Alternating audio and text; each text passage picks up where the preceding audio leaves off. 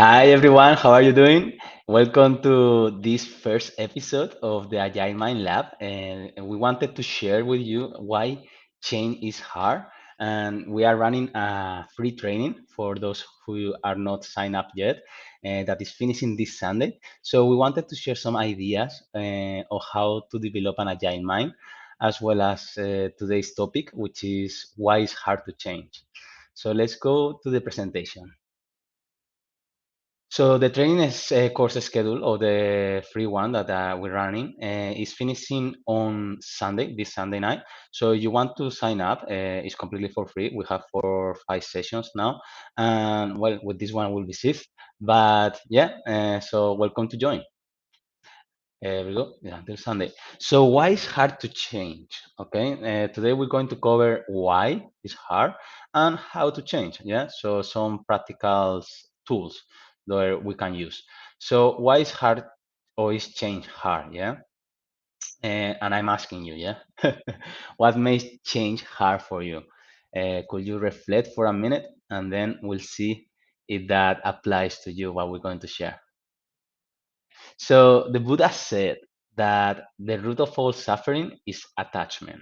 Okay, so that's I think very true because we are attached or we crave good feelings and we detach or we avoid, let's say, bad feelings, right?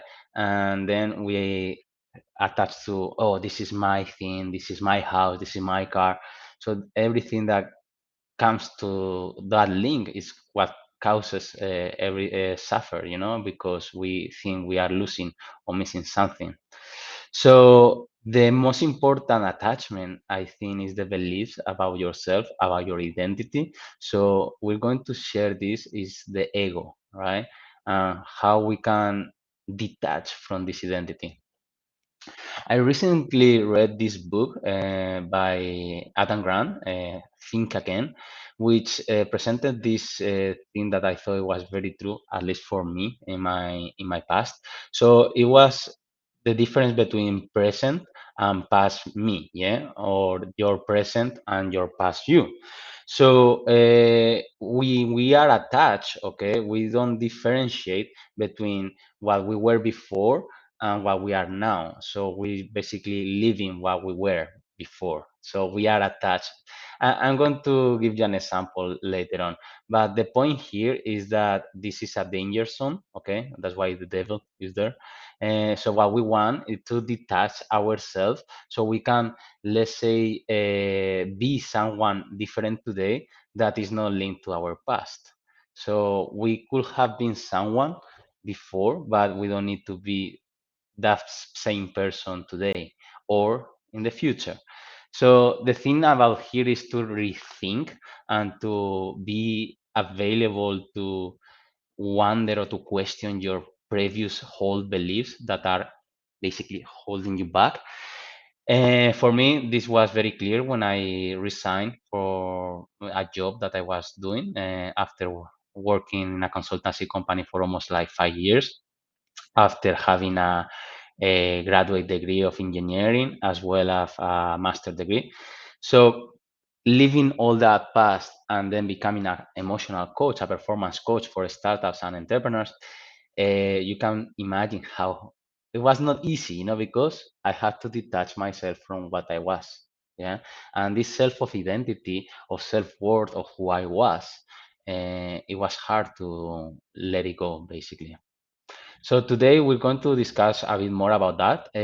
This is the difference between a fixed mindset, a mindset that is stuck, okay, and it doesn't evolve, and your identity is fixed or you think is fixed, um, against to a growth mindset or identity that is fluid, okay, that you will become someone new every year or every week or every day even, right? So it's about not being attached to this ego or identity of self-worth.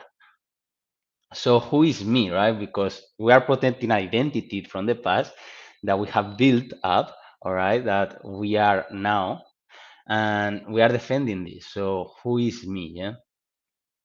So what you see is what you do. This is given by Professor John Barr.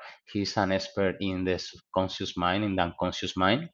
He's an author of the book Before You Know It, and he's also a professor in Yale University. Basically, he showed us this picture in the neurochange program that we have taken with him. And it's very clear to see that this child is imitating their grown-ups or their ideal people that or their surroundings, their environment. So the identity that we are protecting, the point I'm trying to make here is that we are a result of our environment, that we were where we grew up. Yeah. So I'm going to show you this history line, fear and mental barriers. Here on the left, we have the past, and here on the right, on the golden point, we have the future, and now is the present. Okay, and I wanted to reflect: what is the now? What is the present? It's actually the real thing that exists. The other things on the past and the future are part of our imagination. And the point I wanted to make here with this slide is that we have 40 to 60 thoughts daily, and according to the research, 90% are focused on the past. So this is big thing because we are constantly reliving things that we cannot change, basically. So let's think about the past and our critical periods because those are the ones that basically has built up this self-identity that maybe is holding us back and is not serving us anymore. It may serve us in the past, but not anymore. So I want to differentiate between old past and early past, and let's see first early past. So the early past is divided in, let's say, two critical periods, which is when your brain, our brain has been developed, and that was taking care of the within 5 to 7 years old when we have most of our brain development because when we come to this world basically our brain is not fully developed and this brain okay and mind okay or the identity or the part of one of the biggest part of the identity that we created is from this few years. Yeah, we didn't have the choice. So we are a result of how we have grown up during these 5 to 7 years, basically with your parents or with your main caregivers, as well as in the culture that you have grown up. And then, of course, the other critical period that psychologists always refer to is the late teens. And so the friends that you have and the way that you behave is another way or another stage where your identity has been created. Yes. And we are like Bob Esponge because when we were kids, 5 to 7 years, we are like a sponge that we don't filter anything and we absorb everything unconsciously and that's why we learn so fast and also our brain and our mind basically gets everything that is in our environment so our environment equals to our beliefs and that's the point of this presentation um, as well as these early critical periods. Now, we have covered this early past. Now let's see the old past that I call, okay? This is all the human primitive brain that we are not aware and it's in our unconscious level. And that's like 300,000 years ago. So it's like 99.99% of our critical periods. So if you thought the early past is influenced your behavior and identity, it did, of course, but this is the one that we share all right? That's why psychology and neuroscience is quite valuable and effective to everybody because we share this ancestor line and all past. So to summarize this history line, basically the early past, 5 years to 7 years old and late teens, so you will be able to understand better what you are defending based on these two critical periods that you have been raised with and that's mostly part of your identity. And then the tribal mindset, which basically is linked with our ego as well, because we used to live in tribes, and if our identity was at risk. Okay, we could have been kicked out from the tribe, and basically we were struggling so much more to survive that because we were going to be in our own, right? So basically that's the point. That's why we are so attached to our identity and what other people think, because that was very important for our survival. Let's continue. So, what this means, right? What is all this history line, the critical periods, the identity that we have built up during so many years? So, is that we have an irrational resistance, really, because it doesn't make any sense that we are protecting something that was built up without our choice, basically, because when we were a child, we didn't have any choice to where to born, or who to have, or who was going to raise us, right? And that's the problem, that we are a result of our environment, meaning that we didn't have a choice to see or to choose this environment where we grew up. And the other point is that that's it, yeah. That the identity that we are protecting is something that we didn't choose, and yeah, and this is something that we have become. So why is hard to change? The main question of this presentation, right? So we have so much to risk, or that's what our mind thinks, that we have so much to risk. Imagine that you have been working, well, in my case, it was 5 years, yeah, but there are people that have been working for the same job for 15, 20, 30 years. So taking that out and do that and change is hard, So living this identity and self-worth uh, is threatened, or is threatening your identity, and that's what makes you avoid it. And also happen with it's not only with work, okay? It happens with diets, with everything. We don't believe that we can change, basically, because we have a self-talk of a self-identity, an idea of who we are. And this is what Adam Grant calls the escalation of commitment, which is sunk cost, basically. That is the psychological part, because there are some costs that are economical, that you have to invest in your education, time, energy, whatever. But the psychological ones are the hardest ones to overcome, in order if we want to change. So we have this rational mind that is all the time self-justifying our prior beliefs. Okay, so this we have confirmation bias, desirability bias, that are shielding our image, our ego, and past decisions. So we are saying, no, I'm doing okay, I'm doing good. Yeah, it's how I am, right? And yeah, basically, we continue to say, gotta stay on track. I like this word that Adam shares in the book, which is talking about his brother that is in this loop of not being able to change careers, even if he feels inside that he wants and he needs to.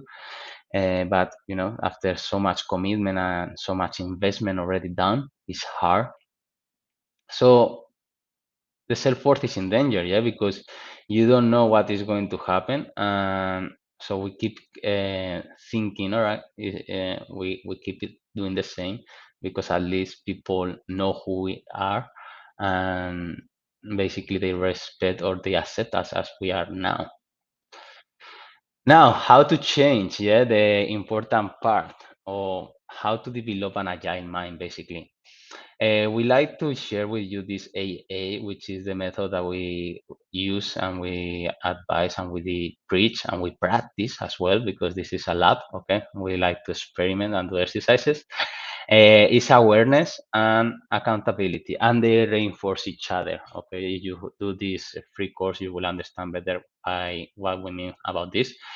And let's see awareness. Awareness is what we just done. Okay, is what is coming, all these reactions and all this fear of our, of failure, of being different, of our identity. Yeah, when our identity is in risk, then we are more unlikely to do anything or to change. So it's about the visible light. We see very little, and this is also in line with this history line that I show you, all right, which is like the mind itself, which is like an iceberg, which maybe you are familiarized with. The conscious mind is maybe the early past or the now, okay, what you are aware of, because actually even the early past is part of the subconscious and unconscious, mainly unconscious mind. So we don't know so much, and normally this is according to neuroscience and different sources. Just to have an idea, yeah, the conscious mind like 10%, 50%, and the other remain part 85 to 90% is basically unconscious or subconscious level, so we are not aware of it, and that's why we are normally running on automatic mode.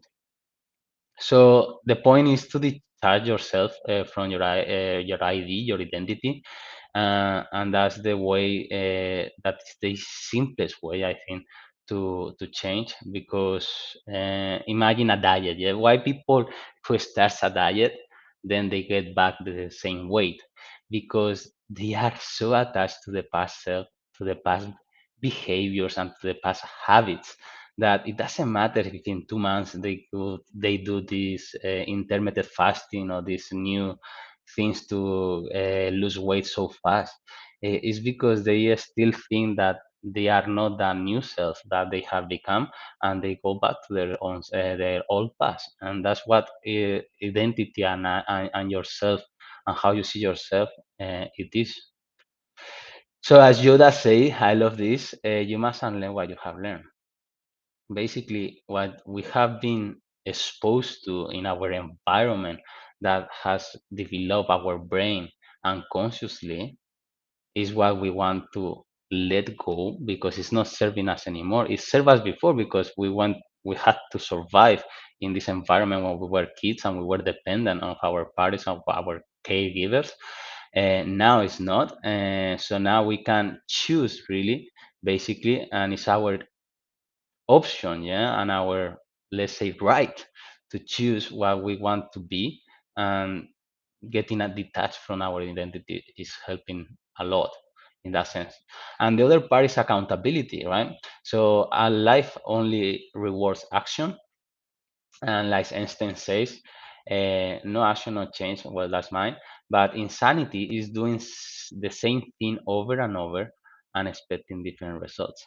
I suffer a lot about this because I was really egoic, and basically I was too attached to the thing that I have built up, and it's really scary to face or take responsibility of your life and let go something that you thought you were, because when you do that, you basically is like, okay, if I'm not that person that I have built up and I have worked up so much for so long, who am I? And these existential questions is what brings to existential crisis. And it's good, it's tough, it's hard, it's painful, but it's better than not changing all your life. Adam Grant says something like, it's better to have wasted your last 2, 3, 4, 20 years even, than wasting your next 3 or next day. Yeah. So, and this is something that I want you to reflect as well, and we want to reflect is that when we are going to die, we want to see ourselves when we are going to die, right? Because we sometimes live like we're going to live forever, which is not true. And I want to ask you, what do you feel it will be your biggest regret, right? Something that is always there that you never had the courage to do it, and that you were thinking like, maybe one day, maybe one day. Well, maybe that day never gets, or maybe you die before. So this Bronnie Claire, I think is the name. Now it will show up. She studied people basically, of the people of dying, of the wishes of the dying, And the first one was, I wish I had lived a life true to myself and not as expected by others.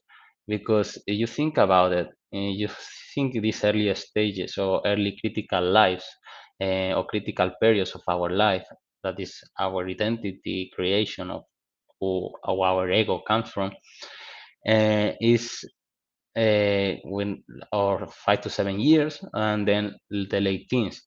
So in that case, normally we are mostly influenced by our caregivers and our parents. In my case, I studied engineering because of my parents, because of my family, and basically I didn't know what to do. So it sounds okay to follow this. However, it was not something that I really felt that it was right for me. I like it, I enjoy, but there was no my authentic self. It was more what others expected of me. So I would have definitely regret that if I haven't resigned and made that change in my life.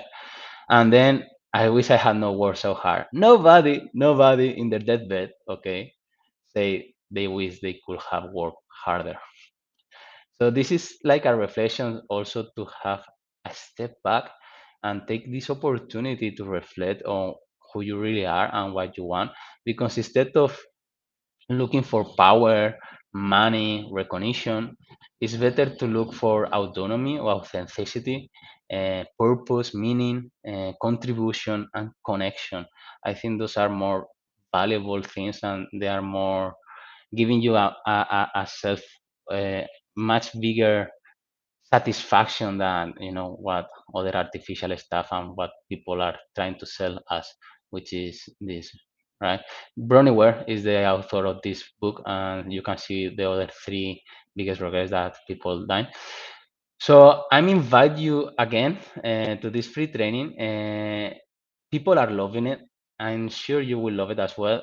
It closes this Sunday night because I want people to watch it basically, as well as there is a premium program that is going to start next week.